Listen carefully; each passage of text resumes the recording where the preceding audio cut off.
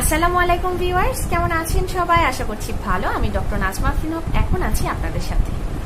আমার আজকের এই ভিডিওটি মূলত যারা করোনা আক্রান্ত রোগী কিন্তু বাসায় বসে চিকিৎসা নিচ্ছেন বা করোনা লাইক সিমটম আছে এবং বাসায় বসে চিকিৎসা নিচ্ছেন তাদের জন্য।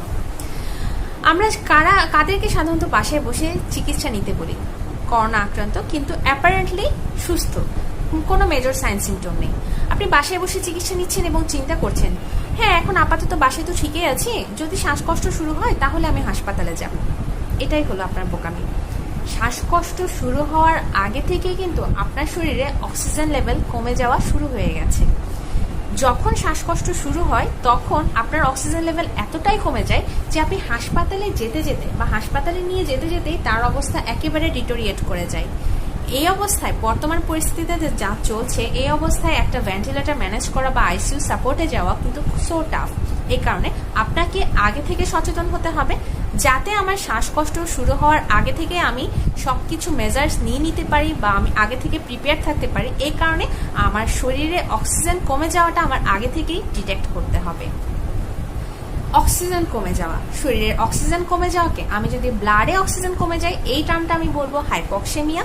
আর আমার যদি টিস্যুতে বা সেলে, এক কথায় শরীরের কোষে যদি অক্সিজেন কমে যায় সেই টার্মটাকে আমি বলবো হাইপক্সিয়া। যেই টার্মই আমি ইউজ করি না কেন, এই জিনিসটা বা এই অক্সিজেন স্বল্পতাটা, আমার শরীরের অক্সিজেন স্বল্পতাটা আমি যদি আগে থেকেই ডিটেক্ট করতে পারি তাহলে কিন্তু আমার রোগী আর খারাপ হবে না। খারাপ হওয়ার আগেই আমি আমার রোগীকে হাসপাতাল নিয়ে পর্যাপ্ত পরিমাণে ব্যবস্থা নিয়ে নিতে পারবো। তখন আমার রোগীকে আমি ইনশাল্লাহ সুস্থ করে আবার বাসায় আনতে পারবো। তো এই লক্ষণটা বা এই সিমটমটা বা এই অক্সিজেন কমে যাওয়াটা ডিটেক্ট করার জন্য আপনার বাসায় যেটা করতে হবে, নিয়মিত অক্সিজেন চেক করতে হবে। আপনি যদি করোনা আক্রান্ত রোগী হয়ে থাকেন, আপনি এখনই একটা পালস অক্সিমিটার কিনে নেবেন। পালস অক্সিমিটার এই নামটা আমরা এখন মোটামুটি সবাই জানি। পালস অক্সিমিটার দিয়ে কিভাবে পালস এবং অক্সিজেন স্যাচুরেশন চেক করতে হবে সেটা ইউটিউবে অনেকগুলো ভিডিও আছে, আপনারা ওখান থেকে দেখে নিতে পারেন। এটা খুব একটা বেশি টাফ কাজ না। আমরা যেভাবে ব্লাড প্রেশার মাপি বা যেভাবে টেম্পারেচার মাপি ঠিক সেরকম একটা প্রসিডিওর, যেটার মাধ্যমে আমার শরীরের পালস কত আছে প্লাস আমার শরীরে অক্সিজেন স্যাচুরেশন, মানে অক্সিজেনের স্যাচুরেশনটা কি পরিমাণে আছে সেটা চেক করা যাবে। প্রথমে আসি পালসটা হচ্ছে সাধারণত রেঞ্জে যদি বলি আমি 60 থেকে 90, 60 থেকে 90 যদি আপনার পালসের রেঞ্জ এই রেঞ্জের মধ্যে থাকে তাহলে ধরে নেবেন আপনার পালস ঠিক আছে। যদি 90-এর বেশি হয় অথবা 60-র কমে যায় তাহলে একটু সমস্যা আছে, আপনি এই ক্ষেত্রে একটু এটা মাথায় নেবেন।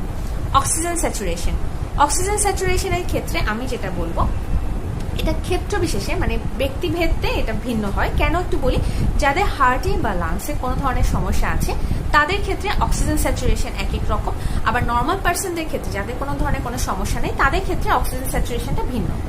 যাদের ক্ষেত্রে হার্ট বা লাংসের সমস্যা আছে তাদের অক্সিজেন স্যাচুরেশনটা কত বেস লাইনে থাকে সেটা প্রথমে আপনারা পালস অক্সিমিটার দেখে কিনে ফার্স্টে এটা মেপে নেবেন যে আপনার বেস লাইন কত।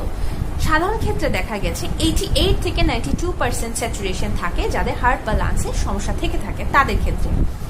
এখন আপনি একজন নর্মাল পার্সন বা আপনার কোনো ধরনের কোনো সাইন সিমটম নেই, আগে থেকে আপনার কোনো হার্ট লাংসের সমস্যা নেই, আপনি পালস অক্সিমিটার দিয়ে প্রথম চেক করলেন এবং আপনার অক্সিজেন স্যাচুরেশন পেলেন 88%। It's alarming. আপনি তার মানে আপনি মডারেট পরিমাণে হাইপক্সেমিয়াতে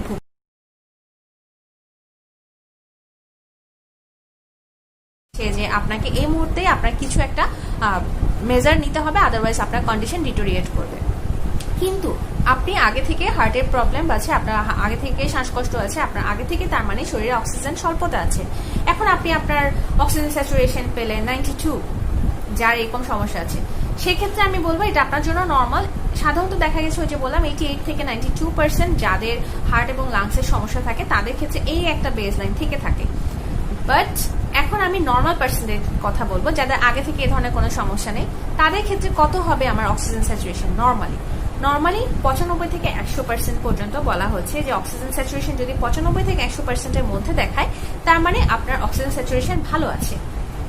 এখন যদি 95%-এর নিচে নেমে যায় তার মানে আপনার শরীরে অক্সিজেনের ঘাটতি শুরু হয়ে গেছে। আপনি ঠিক তখন থেকেই কিন্তু বিপদ সংকেতের জন্য আপনাকে অ্যালার্ম দেওয়া শুরু হয়ে গেছে। ঠিক তখন থেকেই আপনাকে এটা অ্যালার্মিং সাইন হিসেবে নিতে হবে এবং আপনাকে হাসপাতালে যেতে হবে বা অক্সিজেনের ব্যবস্থা করতে হবে। এখন যদি আমি বলি এটা 90-এর নিচে নেমে গেছে, তার মানে এটা মডারেট হাইপক্সেমিয়া আমি বলবো। মডারেট মানে হচ্ছে আপনার অলরেডি আপনার তখন থেকে হয়তো সাইন সিমটম দেখা শুরু হতে পারে, আপনার শ্বাসকষ্ট তখনই শুরু হতে পারে। এবং আমি কখন এটাকে সিভিয়ার বলবো, এটা হচ্ছে যদি 80%-এর নিচে নেমে যায় তখন আমি এটাকে সিভিয়ার বলবো। এবং এটা অবশ্যই অবশ্যই হাসপাতালে ম্যানেজমেন্ট হতে হবে, এটা বাসায় রেখে কোনোভাবেই আপনি ম্যানেজ করার চিন্তা করবেন না। আচ্ছা, অনেক সময় দেখা যায় যে 85% পর্যন্ত আপনার অক্সিজেন স্যাচুরেশন, কিন্তু আপনার শ্বাসকষ্ট হচ্ছে না, কিন্তু অক্সিজেনের ঘাটতি কিন্তু হচ্ছে। এই অক্সিজেনের ঘাটতিটা আপনার শরীরে হার্ট, লাং, কিডনি এই ধরনের যে মাল্টি অর্গানগুলো আছে বা ভাইটাল অর্গানগুলো আছে এগুলোতে অনেক ধরনের সমস্যা ক্রিয়েট করতে পারে। আমি বলবো আমার প্রেফারেন্স হচ্ছে আপনি 95%-এর নিচে গেলে অবশ্যই অবশ্যই আপনি হাসপাতালে যোগাযোগ করবেন, ডাক্তারের পরামর্শ নেবেন এবং হাসপাতালে নিয়ে এটার চিকিৎসাটা করবেন। এখন আসি, অনেকেই বলছেন এখন আপনি দেখলেন যে আপনি করোনা আক্রান্ত, প্লাস আপনার অক্সিজেন স্যাচুরেশন এতদিন পর্যন্ত ভালো ছিল, হঠাৎ করে আপনার অক্সিজেন স্যাচুরেশন 95%-এর নিচে নামছে, তার মানে এখন আপনি কি করবেন?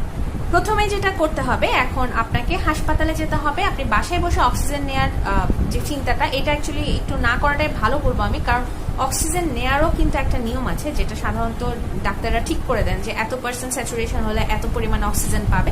এটা বাসায় বসে নেওয়া আসলে একটু টাফই হয়ে যায়। আচ্ছা, তো এই গেল আমার কথা। এখন আসেন আরেকটা ক্রাইটেরিয়া আমি আপনাদেরকে বলবো, যেটা সাধারণত দেখা যায় যে অনেকে আছেন, অনেক রোগী আছেন যারা বসে আছেন কিন্তু আপনার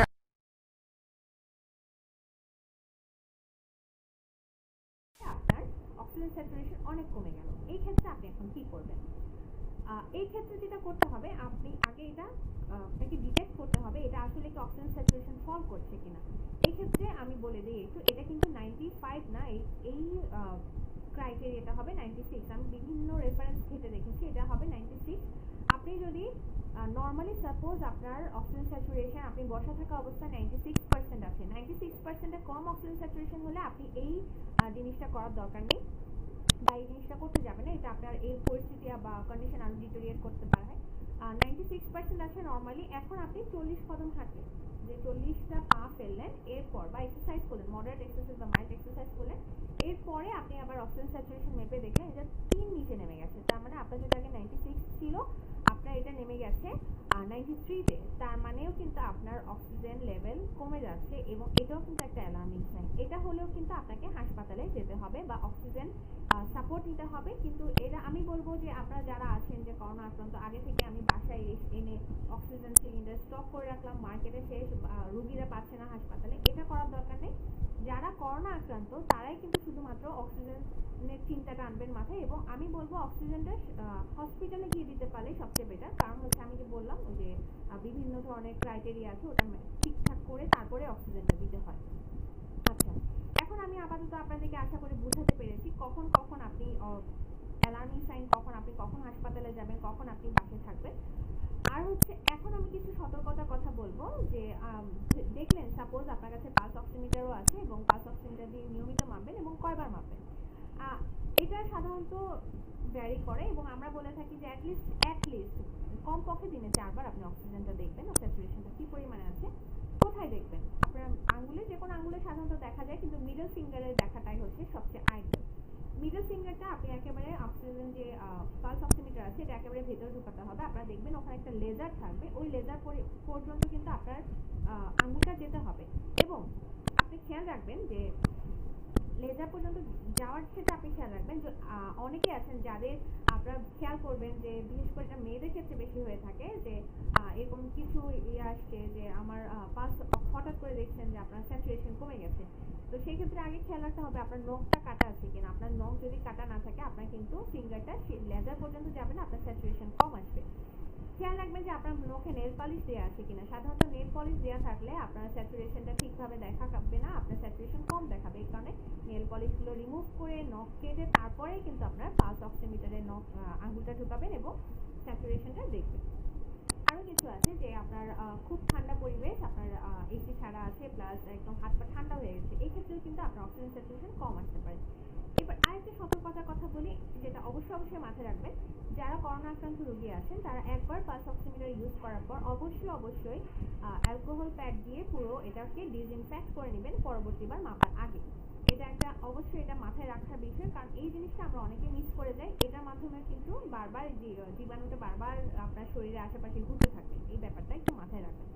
তো আশা করি আমি আপনাদেরকে বোঝাতে পেরেছি যে আপনারা করোনার কখন আপনি বুঝতে পারবেন, মানে শ্বাসকষ্ট শুরু হওয়ার আগেই কিন্তু করোনা আপনাকে সাইন দিবে বা আপনাকে অ্যালার্ম দিবে যে আপনার শ্বাসকষ্ট শুরু হচ্ছে। আপনি কখন কখন এই ব্যাপারে মেজারমেন্ট নিয়ে হাসপাতালে যাবেন বা কি করবেন, আশা করি আপনারা বুঝতে পেরেছেন। তো যাই হোক, যদি আমার ভিডিওটি ভালো লেগে থাকে সাবস্ক্রাইব করতে ভুলবেন না। আর আপনাদের যদি কোনো প্রশ্ন থেকে থাকে আমাকে কমেন্টে জানাবেন, আমি চেষ্টা করবো আপনাদের প্রশ্ন নিয়ে আবার উত্তর দেওয়ার। এখন আমি ভিডিওটি শেষ করছি। সবাই ভালো থাকবেন, আমাদের জন্য দোয়া করবেন। সবাইকে আল্লাহ হাফেজ, আসসালামু আলাইকুম।